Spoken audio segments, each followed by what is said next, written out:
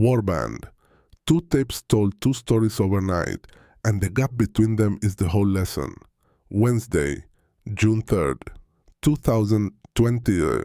One floor printed an all-time record, while the other bled straight through a level I told you to guard. There is signal in the split.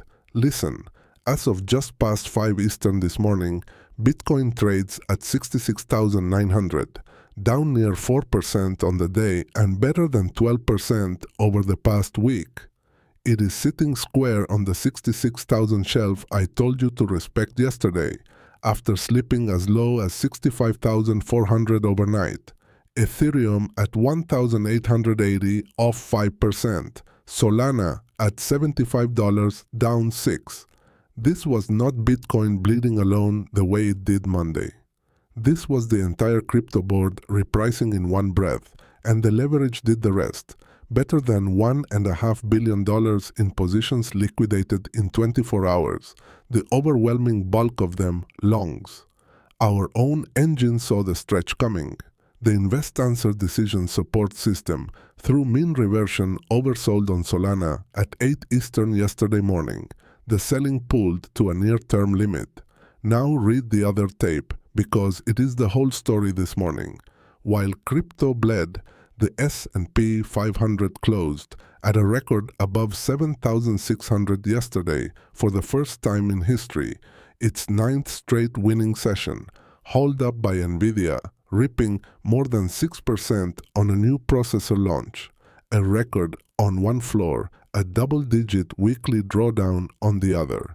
Same liquidity tide, two different clocks, and the Federal Reserve offered no rescue. A Cleveland Fed voice said flatly, "This week it may soon be time to raise rates, not cut them." The most liquidity-sensitive asset on the board reads a hawkish central bank before anything else does, and it reads it hardest. Now to what lit the fuse, and the truth sitting beneath it. The trigger carries a name the Warband knows from the scars of the last cycle, Mt. Gox.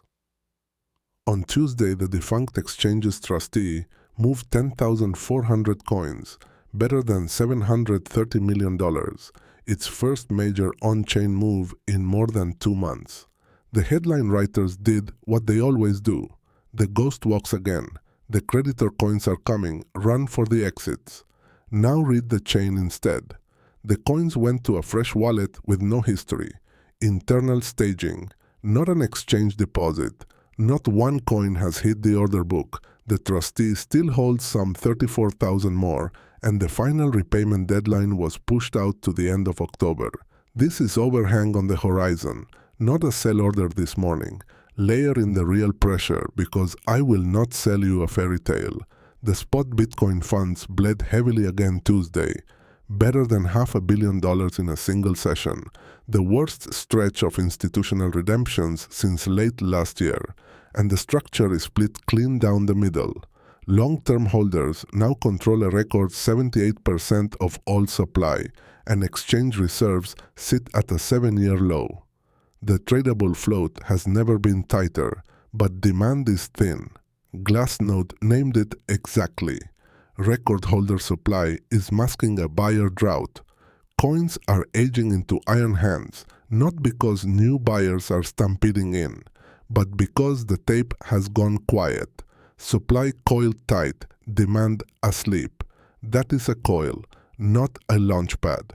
One analyst at a major shop waved off the entire $3 billion outflow as meaningless against a $100 billion asset base, and he has the arithmetic right. The panic is far louder than the math. The 32 coin sale the obituary writers are still gnawing on is 0.004% of one firm's hoard.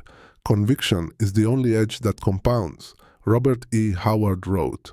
Conan crouched still as a stalking panther before the strike, not frozen but coiled, the whole of his force gathered behind the patience the prey mistook for weakness. That is this tape. The spring is loading, and the patient are quietly taking the other side. Stack the coil. Do not chase a candle that has not yet turned. Now to the build-out, because the signal engine reversed itself inside 24 hours, and that reversal is the tell. Yesterday, I told you the picks and shovels of the entire artificial intelligence build-out flipped trend negative at Monday's close, Corning, the optical fiber, among them. One day later, the engine took it back. At 1:30 Eastern Tuesday afternoon, the same engine flipped optimized trend bullish on Nvidia, on Corning, and on Entegris, the materials backbone of the chip line, all in a single window. Corning round-tripped from bearish to bullish in one day. And in the same breath, the engine flashed confluence sell on Palantir and Robinhood and mean reversion overbought on Dell. Read it as one sentence. Capital rotating out of the crowded momentum darlings and back into the infrastructure spine of the build-out. The price tape agreed. Nvidia ripped 6% on its new processor, dragging Dell up 10%, stretched right into that overbought flag, and carried the whole index to its record. And the verdict lands tonight. Broadcom reports after the bell, the custom silicon bellwether of the whole build-out. The street wants $10.5 billion of artificial intelligence revenue in a single quarter, up better than 140% on the year, and confirmation of Chief Executive Hock Tan's standing claim, a clear line of sight to $100 billion in chip revenue by 2027. The engine already cast its vote bullish. Tonight tells us whether the iron confirms it or whether Monday's fear had it right. And the model race that rides on top of all this iron did not pause either. Word out of XAI this week. Grok's next foundation model has finished training. 1.5 trillion parameters, triple the size of the engine serving its traffic today, with a public release aimed at the middle of this month and the coding crown squarely in its sights. The chips and the fiber are only half the story. The models straining to justify every watt of that capital are the other half.